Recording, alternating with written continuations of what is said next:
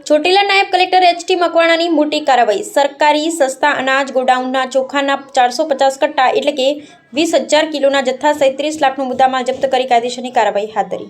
નાયબ કલેક્ટર અને sub divisional magistrate Chotila એચ.ટી. મકવાણાને તેમની ટીમ સાથે Chotila Jasdan national highway 351G પર પેટ્રોલિંગમાં હતા તે દરમિયાન પાંચવડા ગામેથી નજીકની અશોક લેલન ટ્રક નંબર GJ3CW9271 શંકાસ્પદ જણાતા તેને રોકી તેની તપાસ કરવામાં આવી હતી। તપાસ દરમિયાન ટ્રકમાં ભરેલ ફોર્ટિફાઈડ ચોખાના કટ્ટામાં બંબી મારીને તપાસ કરતા ટ્રકમાંથી સરકારી વિતરણ માટેના ફોર્ટિફાઈડ ચોખાના કુલ 450 કટ્ટા ભરેલ હતા, એટલે કે અંદાજે 20,000 કિલોગ્રામનો જથ્થો મળી આવ્યો। ડ્રાઈવર દ્વારા લખાવેલ નિવેદન મુજબ આ સરકારી ફોર્ટિફાઈડ ચોખાનો જથ્થો વિંછિયા તાલુકા જુદા જુદા ગામોમાંથી પિકઅપ વાહન દ્વારા એકઠો કરી આઈસરમાં ભરવામાં આવેલ હતો ને વધુ નફો કમાવાના આશયથી ગાંધીધામ ખાતે ઊંચા બજાર ભાવે વેચાણ માટે લઈ જવામાં આવી રહ્યો હતો। આ સમગ્ર કૃત્ય જાહેર વિતરણ પ્રણાલીને નુકસાન પહોંચાડે તેવું તેમજ ગરીબ અને પાત્ર લાભાર્થીઓના હક અનાજથી ગેરકાયદેસર સગે વગે સમાન હોવાનું પ્રાથમિક દ્રષ્ટિએ જણાવાયું છે। તપાસ દરમિયાન જપ્ત કરાયેલ સરકારી ફોર્ટિફાઈડ ચોખાની અંદાજિત કિંમત રૂપિયા 10 લાખ તથા ટ્રકની અંદાજિત બજાર કિંમત રૂપિયા 20 લાખ મળી કુલ રૂપિયા 30 લાખનો મુદ્દામાલ સીઝ કરવામાં આવ્યો હતો। જપ્ત કરાયેલ મુદ્દામાલને કાયદેસરની કાર્યવાહી માટે મામલતદાર કચેરી ચોટીલા ખાતે ખસેડવામાં આવ્યો છે।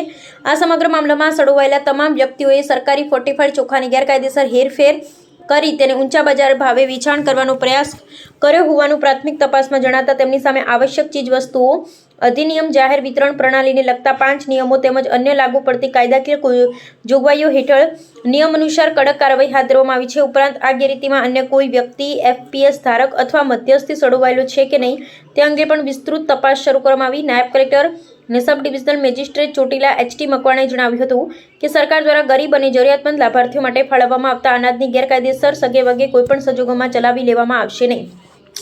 જાહેર વિતરણ પ્રણાલીમાં ગેરરીતિ આચરનાર તત્વો સામે ભવિષ્યમાં પણ આવી જ કડક કાર્યવાહી કરવામાં આવશે તેમજ આવા કૃત્યોમાં સંડોવાયેલા કોઈપણ વ્યક્તિને કાયદાની પકડમાંથી બચવા દેવામાં આવશે નહીં। અહેવાલ ફારૂક બિલખિયા, અમરેલી। સાહેબ, સસ્તા અનાજનું જે અનાજ પકડ્યું એની શું વિગત છે?